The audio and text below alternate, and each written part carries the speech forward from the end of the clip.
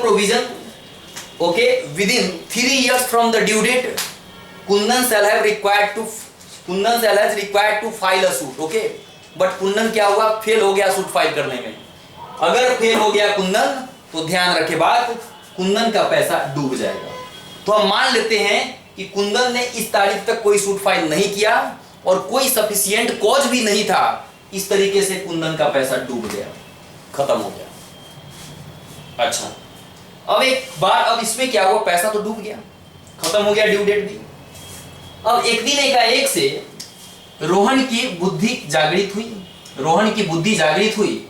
रोहन को एकाएक सपना आया, मान लो कि हमने उधार लिया था कुंदन से, मुझे उनका पैसा दे देना चाहिए। उसको सपना आया कि कुछ बुरा होने वाला है तुम्हारे साथ, जाके पैसा दे दो, ठीक है।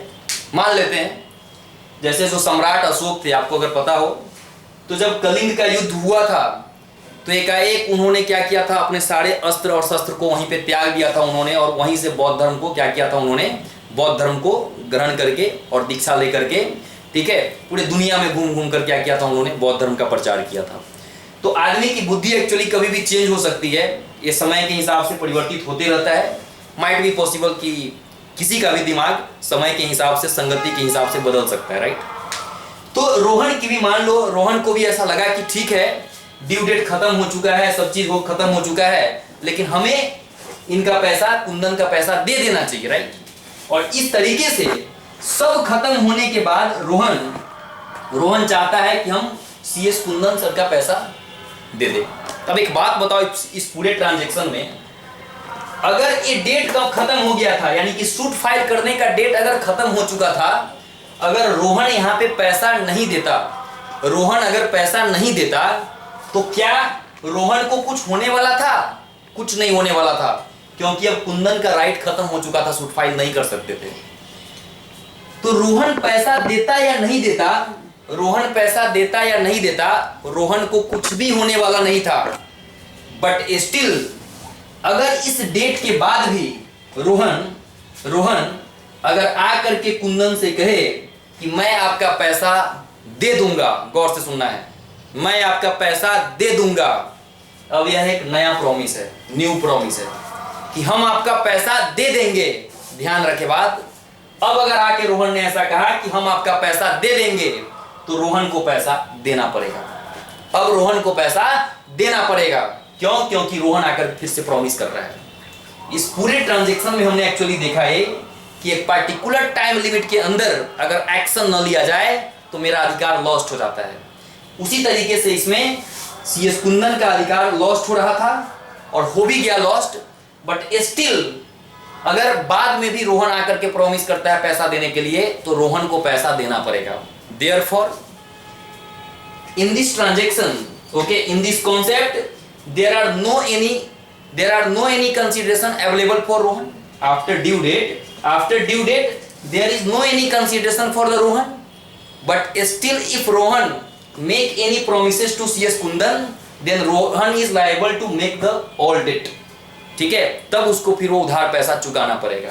तो दूसरा एक्सेप्शन हमने क्या पढ़ा, अपवाद क्या पढ़ा, टाइम बार डेट। तीसरा पढ़ते हैं।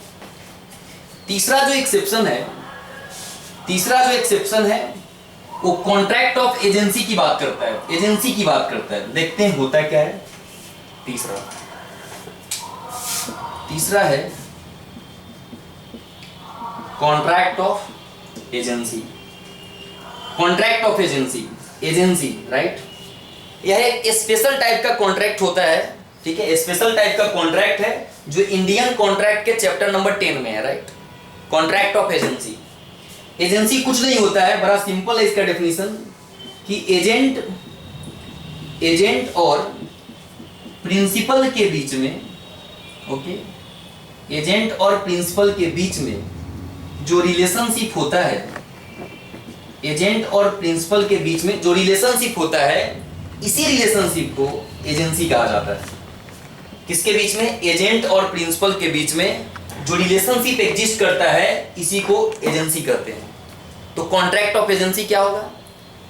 The contract which made, okay, the contract which made between principal and agent known as contract of agency. वैसा कॉन्ट्रैक्ट जो एजेंट और प्रिंसिपल के बीच में किया जाए, उसी को हम कॉन्ट्रैक्ट ऑफ एजेंसी कहेंगे, ठीक है। कॉन्ट्रैक्ट ऑफ एजेंसी के केस में भी, ओके, कॉन्ट्रैक्ट ऑफ एजेंसी के केस में भी कंसीडरेशन का होना मैंडेटरी नहीं होता है। गौर से सुनिएगा, कॉन्ट्रैक्ट ऑफ एजेंसी के केस में भी कंसीडरेशन का मैंडेटरी होना जरूरी नहीं होता है। यानी in case of contract of agency the agent may be charge certain consideration और may not be charge certain consideration। ये कंसीडरेशन चार्ज कर भी सकता है एजेंट, नहीं भी चार्ज कर सकता है। फॉर एग्जाम्पल, मान लो एक अमन करके इंसान है, एक अमन है और एक सुमन है, एक अमन है और एक सुमन है। अमन जो है, ठीक है, एक ब्रोकर का काम करता है, ठीक है, किसके लिए? बिल्डिंग के लिए, राइट। ये बिल्डिंग में, ठीक है, बिल्डिंग वगैरह जो घर होते हैं उसका ब्रोकरिंग का काम करता है। और अमन और सुमन दोनों लोग फ्रेंड है, आपस में क्या है? दोनों ये फ्रेंड्स है, दोनों दोस्त है। सुमन को क्या हुआ, एक बार सुमन को क्या हुआ, एक घर खरीदना था। सुमन अमन के पास गया, अमन ही ब्रोकर था, अमन ही एजेंट था। अमन क्या था? अमन एजेंट था। अच्छा, पूरी डील हो गई दोनों के बीच में। डील होने के बाद इस डील में तय किया गया था कि अमन चूंकि सुमन का फ्रेंड है, तो अमन ने कहा था कि हम अपना कोई भी ब्रोकरेज आपसे नहीं लेंगे, मेरा जो भी कमीशन बनता है, मेरा जो भी फी बनता है, आप मुझे मेरा फीस मत देना, जो घर की कीमत है बस आप उसको चुका दो, ठीक है।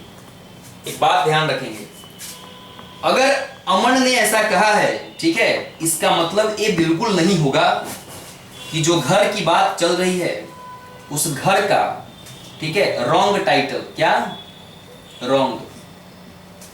रॉन्ग टाइटल ट्रांसफर करवा दिया जाएगा। Wrong title, right, disputed title. यानी अमन ने सुमन को जो घर दिलवाया, मान लो घर पहले से किसी और को बेचा जा चुका था, तो ये गलत है कि नहीं है? बिल्कुल गलत है। तो ऐसा अगर किया जाता है अमन के द्वारा अगर ऐसा किया जाए एज एन एजेंट, तो ये इस केस में अमन इसके लिए लायबल माने जाएंगे। यानी अमन ये बोल करके नहीं निकल सकता है कि because in this transaction there is no consideration available for me, okay, and that's why I am not responsible for those transaction. In case of contract of agency, even there is no consideration available for Aman, but still Aman is responsible for this transaction, okay। यानी कि contract of agency के case में consideration का होना या न होना वो अलग मैटर है, लेकिन विदाउट कंसीडरेशन भी ये कॉन्ट्रैक्ट किया जा सकता है और इसमें दोनों पार्टी क्या है? इक्वली रेस्पॉन्सिबल माना जाएगा, वो प्रिंसिपल हो या एजेंट हो। तो हमने यहाँ पे देखा, ठीक है, कि एजेंट इसके लिए रेस्पॉन्सिबल माना जाएगा। मान लो तुमको एक पुरानी बाइक खरीदना है, बहुत सारे चाहे पुरानी कार खरीदनी है आपको, तो बहुत सारा पुराना कार क्या होता है कि बहुत सारे एजेंट लोग होते हैं जो क्या करते हैं, दूसरे लोगों से ले करके फिर उसको बेचते हैं। तो एक बात बताओ, हम एक पुरानी कार खरीदने के लिए गए, मालूम चला कि मेरा कोई एक विद्यार्थी ही है जो वहाँ पे एज एन एजेंट काम करता है। हमने वहाँ से कार खरीद के लेके आ गया, राइट। मैं कार खरीद के लेकर आया घर पे और पीछे से पुलिस की गाड़ी आई, पता चला कि ये रात में चोरी किया हुआ था, रात में किडनैपिंग करके गाड़ी छीना गया था। अब एक बात बताओ, इस ट्रांजैक्शन में मेरी क्या गलती है?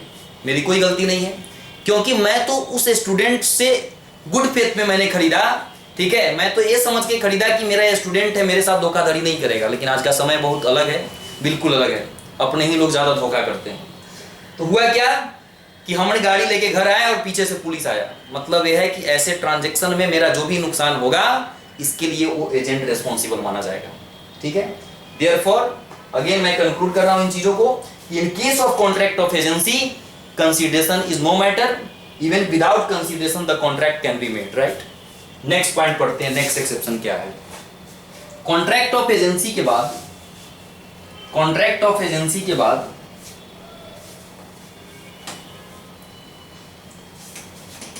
ग्रेचुटियस बेलमेंट है। कॉन्ट्रैक्ट ऑफ एजेंसी के बाद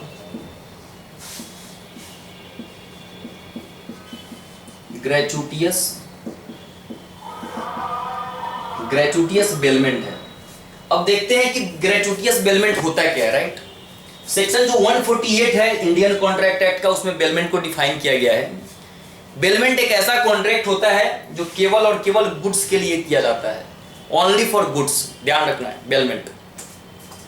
इसमें होता क्या है, एक व्यक्ति अपने सामान को किसी दूसरे व्यक्ति को ट्रांसफर करता है, एक व्यक्ति अपने सामान को, ठीक है, अपने सामान को किसी दूसरे व्यक्ति को ट्रांसफर करता है, ठीक है, किसी स्पेशल पर्पस के लिए ट्रांसफर करता है, किसी स्पेशल पर्पस के लिए ट्रांसफर करता है, और जब वो पर्पस फुलफिल हो जाता है तो फिर वो सामने वाला व्यक्ति उस सामान को वापस कर देता है।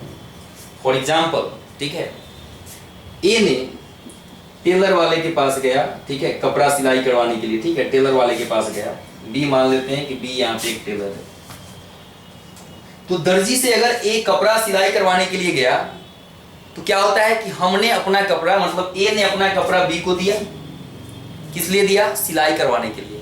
फिर जब कपड़े की सिलाई हो जाएगी तो क्या होगा, फिर से टेलर क्या करेगा, कपड़े को वापस कर देगा। उसी तरीके से अगर आपका मोबाइल फोन खराब हो जाता है तो आप सर्विस सेंटर में देते हो, ठीक है, आप सर्विस सेंटर में देते हो, सर्विस सेंटर वाला उस मोबाइल को बना करके फिर आपको वापस कर देता है। फिर कार की सर्विसिंग करवाने आप जाते हो, अपना कार फिर क्या करते हो, सर्विस सेंटर में देते हो, सर्विसिंग के बाद फिर वो वापस कर देता है। तो bailment is a contract which only applicable for goods, right, पहला चीज। और in this contract the bailor transfer the goods to bailee, जो ट्रांसफर करता है उसको बेलर कहा जाता है, और जिसे ट्रांसफर किया जाता है उसको बेली कहा जाता है। In this contract bailor transfer the goods to bailee for a specific performance, right, and after performance bailee revert back the goods to bailor, ठीक है, bailee revert back to goods to bailor, यानी कि वो performance complete होने के बाद बेली क्या करता है, उस गुड्स को बेलर को ट्रांसफर कर देता है। इसको हम बेलमेंट कहते हैं, इस प्रोविजन को क्या कहते हैं, बेलमेंट कहते हैं। बेलमेंट एक स्पेशल कॉन्ट्रैक्ट है जो इंडियन कॉन्ट्रैक्ट एक्ट के सेक्शन 148 में डिफाइन किया गया है। तो ये तो हमने पढ़ा बेलमेंट कॉन्ट्रैक्ट, राइट। अब इस बेलमेंट कॉन्ट्रैक्ट के एक्चुअली अलग अलग टाइप्स होते हैं, जो हम स्पेशल कॉन्ट्रैक्ट में इसको बहुत अच्छे से पढ़ेंगे। अभी हम बहुत ज्यादा उस पर ब्रीफ नहीं कर रहे हैं, अभी जस्ट हमको एक्सेप्शन पढ़ के आगे बढ़ना है। तो बेलमेंट कॉन्ट्रैक्ट में कंसीडरेशन के आधार पे दो तरह के कॉन्ट्रैक्ट हैं, एक होता है ग्रेचुटियस बेलमेंट और एक होता है नॉन ग्रेचुटियस बेलमेंट। ग्रेचुटियस बेलमेंट है, नॉन ग्रेचुटियस। तो जो ग्रेचुटियस बेलमेंट होता है वो विदाउट कंसीडरेशन होता है, विदाउट कंसीडरेशन। अब ये कैसे होता है मैं बता रहा हूं आपको। जो ग्रेचुटियस बेलमेंट होता है वो विदाउट कंसीडरेशन होता है। हाउ? सपोज करो कि ए एक बायर है, ठीक है, क्या खरीदा इसने, मोबाइल खरीदा, राइट। और बी जो है यह एक सेलर है या सर्विस प्रोवाइडर है, सेलर है या सर्विस प्रोवाइडर है, ठीक है। इसको क्या कहेंगे हम, बेलर कहेंगे, और इसको क्या कहेंगे हम, बेली कहेंगे। अब जनरली क्या होता है कि मोबाइल फोन पे बैटरी और चार्जर पे 6 मंथ की वारंटी दी जाती है जनरली, और मोबाइल फोन पे 1 साल की। अब एक बात बताओ, अगर 1 साल के अंदर ये मोबाइल फोन खराब हो गया 1 साल के अंदर, तो हम कहां जाएंगे, सर्विस सेंटर जाएंगे। कहां जाओगे, सर्विस सेंटर जाएंगे। सर्विस सेंटर वाला क्या करेगा, उस मोबाइल फोन को बना करके देगा हमको। तो कहने का मतलब है कि विद इन वारंटी पीरियड अगर हमको कोई भी सर्विस कराना पड़े तो क्या इस सर्विस के लिए हमको कोई पेमेंट करना पड़ता है क्या इस वारंटी पीरियड में हमें कोई पेमेंट करना पड़ता है क्या? अगर 6 महीने के अंदर मोबाइल का चार्जर, मोबाइल का बैटरी खराब हो जाए तो क्या उस मोबाइल के बैटरी को चेंज कराने के लिए, चार्जर को बदलने के लिए हमें कोई पैसा देना पड़ता है क्या? Answer is no. मतलब ये है कि ये सर्विस सेंटर वाला यानी कि बेली हमें सर्विस देता है लेकिन उसको कोई कंसीडरेशन नहीं मिलता है। यानी in case of gratuitous bailment there is no any consideration available for bailee but still contract is valid. मतलब ये है कि ऐसा कभी नहीं होगा कि हम मोबाइल फोन सर्विस सेंटर में देंगे बनाने के लिए, वारंटी पीरियड में है, तो सर्विस सेंटर वाला कहेगा कि क्योंकि हम आपसे कोई चार्ज नहीं ले रहे हैं तो हम 15 दिन पहले आपका फोन यूज करेंगे, उसके बाद आपका फोन देंगे। ऐसा वो नहीं बोल सकता है, क्योंकि यह एक कॉन्ट्रैक्ट है। और ग्रेचुइटियस बेलमेंट यही कहता है कि even without consideration the contract can be made, और इन सच केस क्या होगा, the bailee has no right to charge any consideration, और इस केस में बेली हमसे कोई कंसीडरेशन चार्ज नहीं कर सकता है। तो चौथा एक्सेप्शन था ग्रेचुइटियस बेलमेंट। नेक्स्ट पढ़ते हैं। नेक्स्ट है गिफ्ट। नेक्स्ट जो होता है that is completed gift. Gift को एक्चुअली डिफाइन किया गया है ट्रांसफर ऑफ प्रॉपर्टी एक्ट, ठीक है। नेक्स्ट जो है गिफ्ट। गिफ्ट में दो पार्टी होते हैं एक्चुअली, एक होता है डोनर और दूसरा होता है डोनी। जो गिफ्ट देने वाला होता है वो डोनर होता है, और जिसको गिफ्ट दिया जाता है उसको डोनी कहा जाता है। ओके, अब एक बात बताओ, बड़ा सिंपल है ये। जब हम किसी को कोई गिफ्ट करते हैं तो उसमें कोई कंसीडरेशन है क्या मेरे लिए? क्या मुझे कुछ मिलता है क्या? क्या हमेशा हम गिफ्ट देते समय रिटर्न गिफ्ट का एक्सपेक्टेशन रखते हैं क्या? ये तो फिर स्वार्थ की बात हो गई, ठीक है। ऐसा बिल्कुल नहीं है। यानी कि गिफ्ट में जब एक पार्टी दूसरे पार्टी को गिफ्ट देता है, तो जो देने वाला पार्टी है there is no consideration available for donor. अगर मैं किसी को कुछ गिफ्ट कर रहा हूं तो मेरे लिए कुछ कंसीडरेशन उसमें बिल्कुल नहीं होता है, ठीक है। हाँ, जिसको दिया जाता है उसके लिए कंसीडरेशन है, because he she get something, right. उसके लिए कुछ है, उसे कुछ मिल रहा है, लेकिन देने वाले को कुछ मिल रहा है क्या? Answer is no. और गिफ्ट और सेल में बस इतना ही फर्क है कि gift made without consideration and sale made with price consideration. Sale तभी होता है जब प्राइस कंसीडरेशन आता है, और गिफ्ट में कोई भी कंसीडरेशन चार्ज नहीं किया जाता है, लेकिन हाँ, दोनों में मालिकाना हक, ओनरशिप सेम जाता है। यानी कि जैसे हम कोई सामान खरीद के लाते हैं तो उसके मालिक हैं, उसी तरीके से अगर हमें कुछ गिफ्ट दिया गया है तो हम उसके मालिक हैं। इसलिए याद रखें, झगड़ा झंझट जब हो तो दिए हुए गिफ्ट को वापस न करें, आप उस सामान के मालिक हैं। तो आवेश में आकर के अपनी आपा को न खोए। गिफ्ट जो भी है आपका, वो गिफ्ट आप ही का है, ठीक है। दिन खराब हो तो गिफ्ट अपने पास रखें। नेक्स्ट जो है और लास्ट है एक्सेप्शन, यह एक्सेप्शन लास्ट है, पास्ट वॉलेंटरी सर्विसेज। क्या बोलता है? Past voluntary services. Past voluntary services, इसका क्या मतलब है? पास्ट वॉलेंटरी सर्विसेज, सपोज करो कि आज मैं किसी स्टूडेंट को पढ़ा रहा हूं, मान लो कि वो फाइनेंशियली वीक है, ठीक है। आज मान लेते हैं कि मैं किसी स्टूडेंट को पढ़ा रहा हूं, कोई नाम है, राज नाम का कोई स्टूडेंट है। मान लेते हैं कि राज नाम का एक स्टूडेंट है जो फाइनेंशियली वीक है, आज मैं उसको पढ़ा रहा हूं। मैंने पढ़ा दिया, पढ़ने में लड़का अच्छा था, पढ़ लिख करके मान लो कुछ अच्छा किया, सेटल हो गया। तो हमारे मन में ऐसी कुछ इच्छा नहीं थी कि राज को मैं पढ़ा रहा हूं तो राज अच्छा बनेगा तो फिर मुझे राज कुछ ला कर देगा। नो, ऐसी कुछ एक्सपेक्टेशन नहीं थी। तो मैंने राज को पढ़ाया और राज पढ़ लिख करके एक अच्छा इंसान बना, राइट। एक अच्छा इंसान बना और ये अपने करियर में भी वेल सेटल्ड हो गया। बहुत दिन के बाद मान लेते हैं कि लगभग 15 साल के बाद मेरी राज से मुलाकात हुई। आफ्टर 15 ईयर्स 15 साल के बाद मेरी राज से मुलाकात हुई तो राज ने कहा मुझे कि सर, आपने हमें उस समय पढ़ाया था जिस समय मुझे पढ़ाई की सख्त जरूरत थी, और मैं उस समय तो उस लायक नहीं था कि मैं आपको कुछ दे पाया, लेकिन अब मैं आपको 1 लाख रुपए आपको देना चाहता हूं। गौर से सुनिएगा, हमने जो सर्विस दिया था वो पास्ट में दिया था, और वो सर्विस भी वॉलेंटरी सर्विस थी। मतलब मैं अपने मर्जी से सर्विस दिया था, हमारा कोई ऐसा एक्सपेक्टेशन नहीं था कि हमें राज से कुछ पैसा लेना है, मैंने अपने मर्जी से सर्विस दिया था।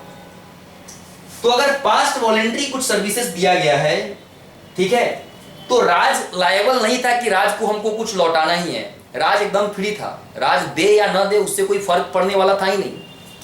लेकिन फिर भी अगर राज आकर के प्रॉमिस करे कि सर मैं आपको कुछ दूंगा, ठीक है, तो इसके लिए राज को अब कुछ मिलने वाला है क्या? राज को जो मिलना था वो ऑलरेडी मिल चुका है, अब राज को कुछ भी मिलने वाला नहीं है। क्योंकि राज को ऑलरेडी दिया जा चुका है। तो कहने का मतलब है ऐसे ट्रांजैक्शन में राज के लिए कोई कंसीडरेशन नहीं है, बट स्टिल अगर राज आकर के प्रॉमिस करता है कि मैं आपको कुछ दूंगा, तो ऐसे केस में राज को देना पड़ेगा। ओके, और यह कॉन्ट्रैक्ट बन जाएगा।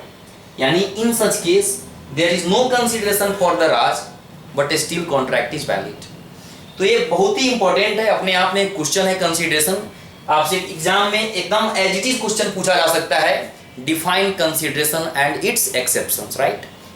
तो हमने क्या पढ़ा था, the word consideration derived from the Latin word cued pro क्यो, that means something received in return. वह रिटर्न मॉनिटरी भी हो सकता था और वह रिटर्न अदर देन मॉनिटरी भी हो सकता था।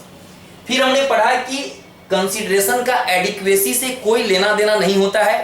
ये मार्कर अगर मैं बेच रहा हूं, इस मार्कर को मैं 20 में भी बेच सकता हूं, 25 में भी बेच सकता हूं, 15 में भी बेच सकता हूं। इससे कोई मतलब नहीं है कि जब मैं 15 में बेचूंगा तो ढक्कन खोल के बेचूंगा, जब मैं 20 में बेचूंगा तो ढक्कन लगा के बेचूंगा, और जब मैं 25 में बेचूंगा तो इसको क्या करूंगा, पैक करके बेचूंगा। ऐसा कोई जरूरी नहीं है। हर केस में मार्कर वही होगा, चाहे मैं 15 में बेचूं, 20 में बेचूं या 25 में बेचूं। यानी कि कंसीडरेशन को एडिक्वेसी से कुछ लेना देना नहीं होता है। कंसीडरेशन प्रेजेंट भी हो सकता है, पास्ट भी हो सकता है, फ्यूचर भी हो सकता है। As per section 25 no consideration no contract, but still 6 exceptions are there. ये 6 एक्सेप्शन है कंसीडरेशन के लिए, जहां पे कंसीडरेशन नहीं होता है बट स्टिल कॉन्ट्रैक्ट वैलिड माना जाता है। जैसे natural love and affection, time bar debt, contract of agency, gratuitous bailment, completed gift and past voluntary services. तो आज का ये क्लास था, कंसीडरेशन का क्लास था।